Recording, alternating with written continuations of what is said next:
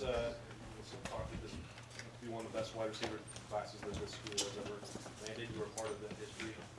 When you take a look at and evaluate what you got today, how good is it?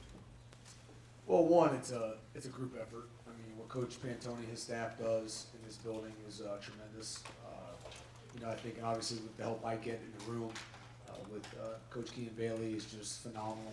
And again, the list goes on. I mean, it's not just a two-person operation, not a three-person operation. It's a whole program operation. And again, it's a lot about what we do, but it's more about them. I mean, they are the right guys. And again, people make comments about you going kind of out there to get this guy, going over there to get that guy. I really feel like the guys bring us to them. We're a good fit. I like the family environment. They're great players, and they have the right makeup, between the years. And that's the biggest thing I like to look for. I think that unleashes what any ability you have is all predicated on, what you have between the years. And all these guys are great young men, and I think they have that makeup. With the guys that you're losing, how much urgency is there now to transition from the recruiting phase to get them ready to potentially help next year? Yeah, really important. I mean, that's how they'd want it too. So, but like you commented on, I mean, having, 7 guys leave in 2 years, I mean, that's a large uptake, ontaking. And I think that, with that, there's a lot of responsibility, both from the guys that are having opportunities currently in the room and the guys coming in. So, there's a lot of opportunities all over the world and all over the place. I'm sorry, and I think our receiver room is definitely one of them. But again, all of this stuff is on potential. These guys have the makeup. They want to come in and compete, and I know they're going to do that. And I think that we're going to provide them with as many resources as possible to be successful. But again, this is just kind of like a checkpoint. It's like Mario Kart. You got the race started good. We hit the first checkpoint just to get to the next checkpoint. So we'll keep pushing. But this is just the beginning. Third row left, Dan Hope. Brian, of the 4 guys you brought in today, which positions do you see each of them fitting into this offense at? You kind of want to play that, where will each guy play. And I've talked to them about that. But we really look guys that are very versatile, and can play different things. And I think that, I think of like Mookie Cooper. I think that he is definitely a guy that can play in that slot and be very dynamic. So that's probably where he'll be. The other 3 guys, I think they're very flexible. I think they can kind of all move around, and we'll kind of see how it all plays out. I kind of have a game plan in my head, but I kind of want to leave it there, and we'll see how it goes. Again, a lot of that's based on the current guys and how they're doing, and how do we complement what they do with what these guys may do. And again, in the end, there's a lot of work to be put in, and these guys got to learn an offense, and they got to come in and compete and really earn the respect of their peers before the rest of it kind of takes off. Because of KJ leaving and him being the only guy who's really played in the slot this year, do you have to look at whether it's current guys or guys coming in, possibly moving a couple of those guys into the slot to potentially take that role? Oh, yeah. I mean, I think that anything on the table. In the end, you always want your best players on the field, and we'll take a hard look at that as an offense and see where maybe each guy would be most successful. But understand, like Austin Mack is a great example of a guy that played all 3 positions, played one position, frankly, his entire career, and then in this last part of his career, his last season, he played the other 2. So I don't ever like putting handcuffs on anybody and kind of putting them in a box and telling them they can only play one position. I feel like these guys that come in here, they're great receivers. They can play any spot, on that on the offense. So we'll adjust week to week. We'll adjust year to year, whatever it takes. So definitely take a good look at that. Front row, Nathan. Yeah, obviously, there's some Ohio State receivers doing pretty well in the NFL right now. Michael Thomas leading that. How much do you use that kind of in real time with the guys that you're recruiting, either this class or guys still out there? I think the biggest thing with that is a lot of guys really aren't fans of teams anymore. It's more of players. And obviously, Mike is the best in the NFL. And a lot of the guys that like Ohio State are even coming here, like Mike Thomas. So to have that conversation about him being around and talk about communication we've had is always good. But I don't honestly oversell anything like that. I think that it's a track record. I don't think it's just Mike. I think it's before Mike. From Chris Carter's on. And I think a lot of that has to do with the competition we have at practice and the consistency with that. But obviously, it's a conversation. It's always a good talking piece, and especially when the best one in the NFL is one of your own. It's a pretty easy conversation. So definitely helps, but I wouldn't say I overkill that by any means. Right behind, all right. Hey, Brian, Jackson Smith in the Chigba was I'm a little bit late to the party in terms of getting up here in the recruiting rankings, and you were on him like more than a year ago. What did you see from him early on that made you love him so much? And, you know, how far in advance into the future are you breaking down film for guys like that who are out of state so he can be one of the first on the scene there? Yeah, I think Jack's, there's kind of a lot of things in play. One, again, Mark Pantoni and his staff have done a great job helping identify guys and, hey, coach, take a look at this guy. And then really it started from there, right? And then once you start talking to a young man, you know, it's, I don't want to say it the wrong way, but you find a guy that has the right mental makeup and you're, okay, well, what can he do athletically? He's like, well, everything. It's like, okay, so what can he do at some point? You know, you kind of get to that conversation almost like a scout, I think. And then, you know, again, we started talking to the young man and his family and how great they were. And you know, they came to some games early on, so that relationship started to form. You know, in the end, again, when we talk about guys, it's just about, hey, this is an opportunity. We think you're a really good player. We'd love for you to be here. And then you kind of take it from there. I mean, it wasn't like we're necessarily mad scientists. He's done a phenomenal job, and his head coach has done a phenomenal job. And Rockwall, the program down there is amazing. I think it mimics a lot of what we do here. And I think that, again, it's kind of hard to say, oh, you know, he kind of took off and all the ratings things and all that. In the end, you know, he's a really good football player. He had a great mental makeup. We fell in love with the family. They fell in love with us, and it was really, he was our first commit. So in the receiver room, I think it was just a match made that was supposed to happen. We're glad it worked out the way it did. He's developed into a great player, and now he's taking another step once he gets here.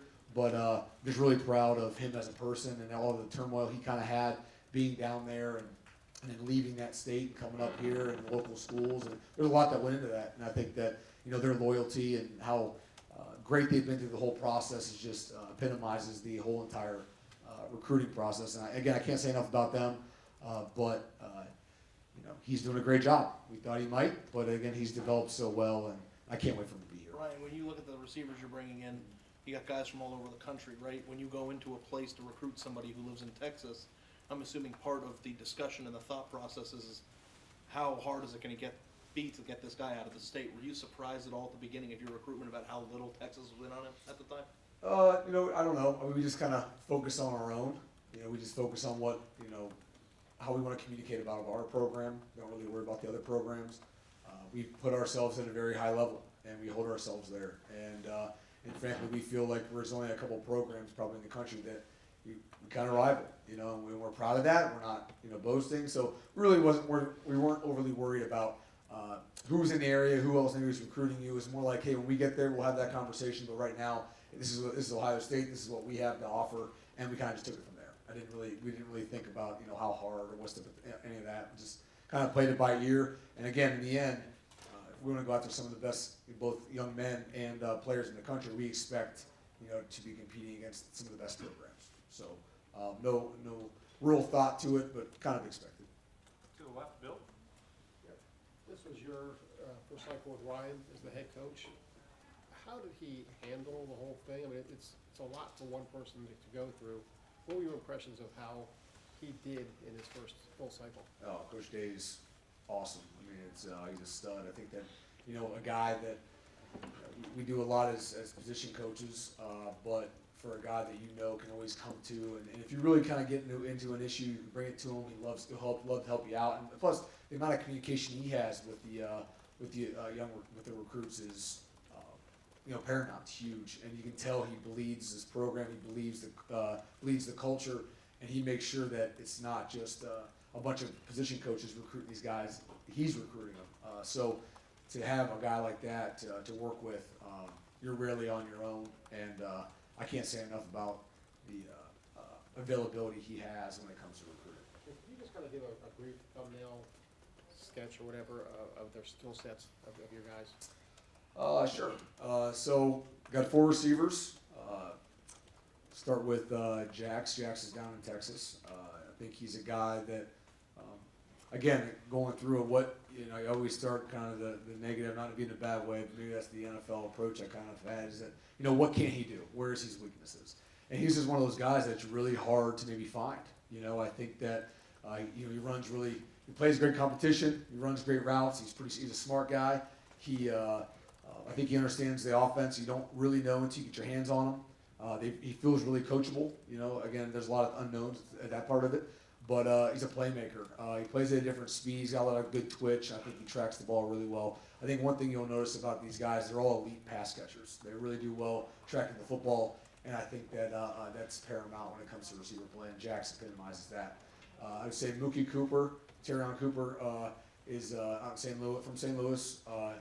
Smaller guy, but really stocky. You know, when he goes to block, he tries to knock you out. I mean, that's one of the biggest things I loved about him. He, can some speed sweeps to plays down the field. Again, he does a lot. I think that again, just playing a little more running back maybe than receiver at times. There might be a transition there, but overall, I think. Again, sitting out his senior year will be more to find out, but I think he's got skill sets through the roof. He's very twitched up, very quick. He's pretty straight line fast too. And again, I think he tracks the ball really well.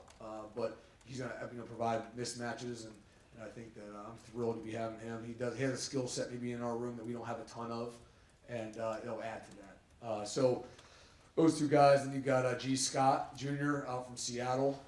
He is a bigger body guy. I mean, he's like 6'3", 6'4", runs pretty well. Big and physical. Again, a great blocker. Does a great job in the run game. I would say that he tracks the ball. He swallows the ball. He's got huge hands, and every time there's a high point, I feel like he goes and gets that ball. So, great jump ball guy. Again, really, I think pretty polished. Has pretty good top ends. One he'll tell you too. One thing will be getting with Coach Mick and working his tail off, seeing how fast he could potentially get, and at that point, I don't know what he can't do, so he'll keep working on that, but again, I think he's a really smart player, but again, with all these guys, there's so much potential, just like anywhere in college, it's all about between the ears, how can you handle adversity, how can you, learn the offense, how fast you learn the offense, so that's all an unknown. And lastly, Julian Fleming from PA, again, he's 6'2", runs really well, really fast, ran track as well. Really great ball skills, very physical in the run game. What's great about Julian is he runs in a kind of a wing T offense, a heavy run offense. So the expectations on targets should be pretty low. So when he gets there, hopefully he's not like, hey man, I need the ball, because you didn't get it a whole lot in high school too. So with that being said, he get like 3 targets, it'd be 3 touchdowns and whatever else. So that's good. So I expect a great blocker. He sends me all his blocking film before he sends me any kind of catch. He loves it. So hopefully that'll be brought here. But I think, from a route running standpoint, he'd probably tell you that he hasn't had a lot of exposure to running routes and being, exact and detailed on top ends and how to do all that. So the development as a receiver will happen.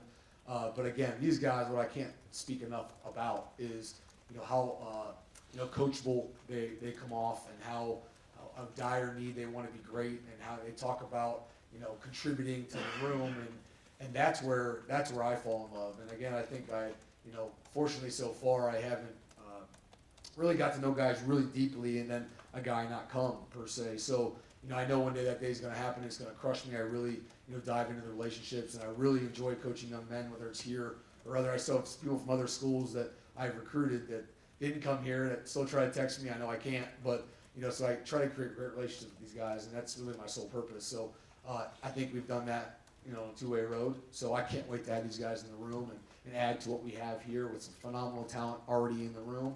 And I can't say enough, though, again, about those kids, their parents, how they were raised, and what they want out of this program as much as anything else. So. Right next door, Tim. Yeah, Brian, playing off of that, you're recognized nationally as one of the great recruiters out there right now. What is it that you like about it? And then has it come naturally almost to you? So this recruiter, term just rubs me like the wrong way all the time. Like I feel like, to me, again, I'm just, it's not a business. Like, these are like young men that just want to figure out where they want to go to school, and they're trying to find a coach that they can relate to and a program they understand the culture, and that's all it is. I mean, what are we talking about? Like, it's Ohio State. Like, this is the best program in the country. So all you got to do is talk about it, and I think if I talk about it, I could probably detail my drive into work every day when I see baseball field and I can see the track and I can see Chauncey over. This place is amazing. So I just try to communicate that as clearly as possible. Hopefully, my passion comes through for why I like coaching and why I like, the receiver play and the art form and how much I love it.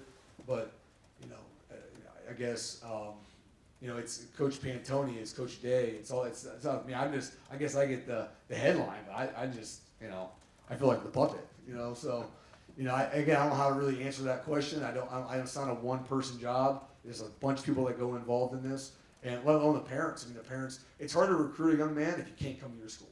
So the sacrifices they make to have them come up here, and then the communication, and then the head coaches involved, the different schools. There's so much that goes into it. It's just not one person. Now, do I enjoy the recruiting tag? No, I do not. But what I do enjoy being able to find young men that want to be coached the position and try to reach an ultimate goal they've dreamt about since they were 5 years old. That's cool. So obviously you want to build a room that they complement each other and do different things, but in the end, my job is to make sure they are surrounded by talent.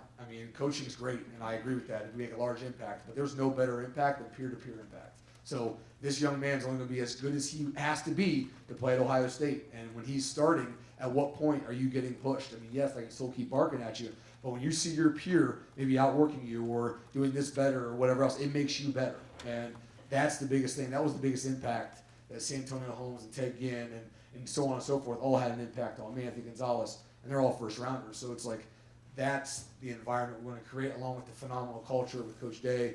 So all four of these young men, relish in that, love that. We have two quarterbacks. That's unheard of. That are willing to compete. I feel the same way about the receivers. These are phenomenal receivers that could go anywhere else in the country and probably be, maybe their guy or whatever. But in the end, they want to be together. They want to learn together. They want to push each other, and that's just phenomenal. So When you're on the trail, are you looking for 3-4 different kinds of receivers now? You're the wide receivers coach, but there's 3 or 4 positions in there when you look at it. How do you try to fill a quota every? Yes and no. There's always a numbers game, and there's always a who could leave game, and maybe a skill set a little bit. Like I said, though, I like guys that can basically do everything, right? And I think that, and Coach Day and everyone kind of agree. We have the same conversations. And but quota, it's based on scholarships and who might leave and who might not, and all those things. So it's kind of complex, but however many are kind of leaving is usually how many you're trying to bring in. So you're kind of handicapped sometimes, but in the end, I like to make sure that I'm also meeting up great young men that are great, DBs that affects my room, and I want to bring great young guys like that in, and so it's not just always receivers. And one quickie, KJ Hill, what is his legacy beyond the record, beyond the possible next record he's going to set next week? But what's his legacy to this room? I think it's really unselfish. Again, he's a guy that could have left early. He came back, and he was a staple. If you pull KJ Hill out of our room, we are not as talented in that room. And that says a lot about him. That says a lot about his family. That says a lot about the belief he had in Coach Day and the program and where it was going. I went through a head coaching transition, and he just steadfast, and he was ready to rock. And so it says a lot. The plays he's made throughout his career are phenomenal, but I think his biggest legacy, hopefully, will be how the young guys turn out. The guys that you leave behind and how you leave the room is your true legacy.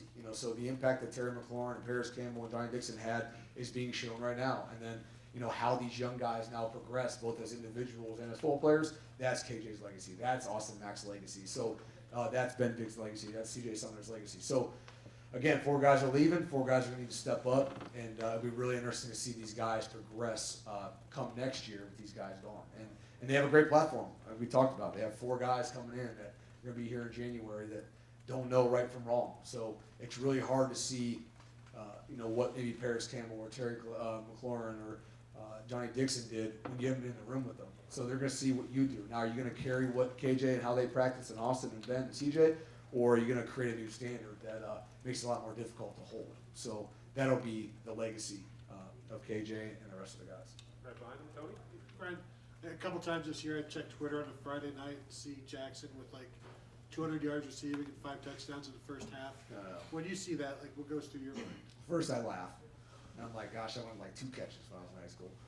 Secondly,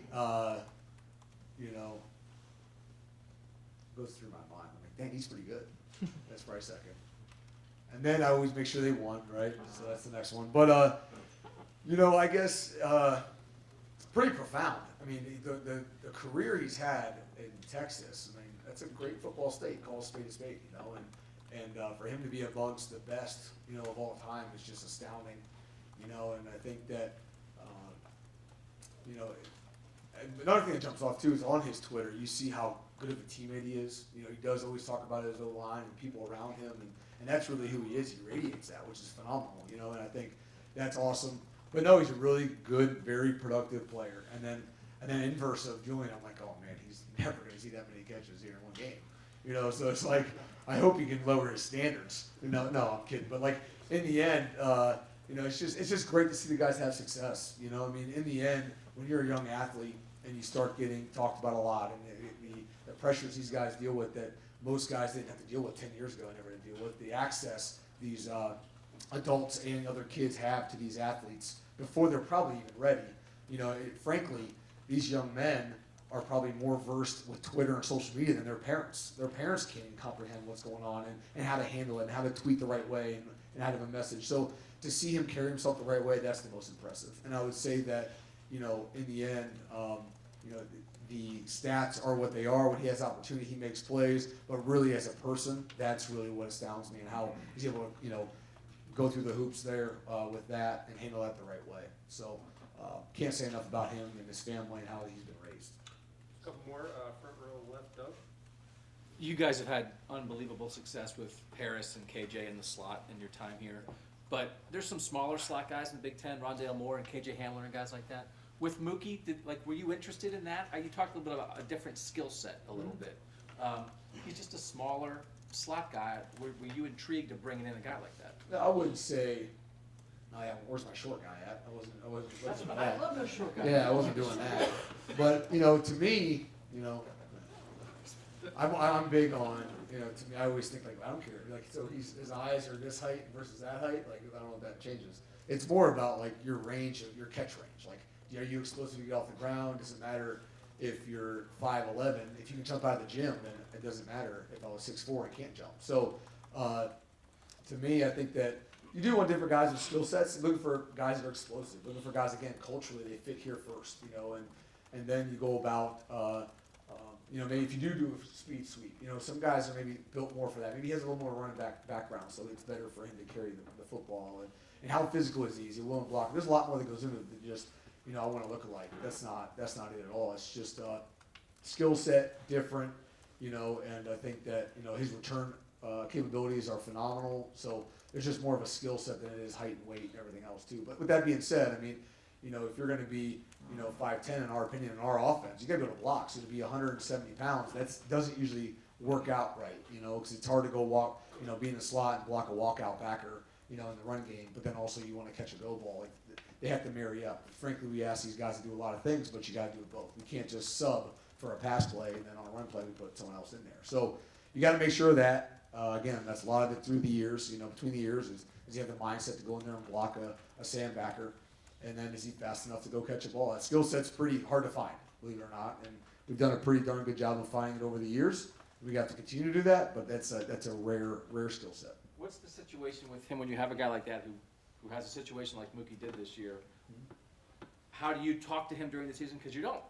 Yeah, I think it's. And what do you have to do to coach him up when he gets here? It's a little different because he wasn't injured, but I mean, you've had injured guys come back, you know, and I think that, you know, if anything, he's taking less hits on the body. He's even fresher, so I'm good. But, you know, for Mook, it was hard for him because football is his life, and he's always done it since he was young, had to change schools, so there's a lot of transition there, new friends, so there was a lot of communication there helping him and talking with mom and everybody too. But again, he's a fighter, he's tough, and he handled it. Was there bad days? Of course. But I think that in the end, communication was excellent, and he's a stud. He's got a lot to learn. He's going to continue to grow up. He's awesome. So. And last questions to the back door.